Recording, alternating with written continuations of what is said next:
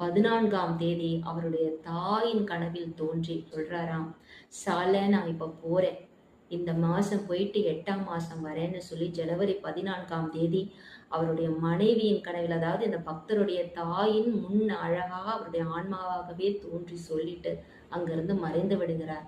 ஜனவரி 14ஆம் தேதி போனவர் ஆகஸ்ட் 1ஆம் தேதி மீண்டும் வருகிறார். எப்படி வருகிறார் அப்படின்றா, அந்த பக்தருக்கு மகளாக பிறந்து வருகிறார்.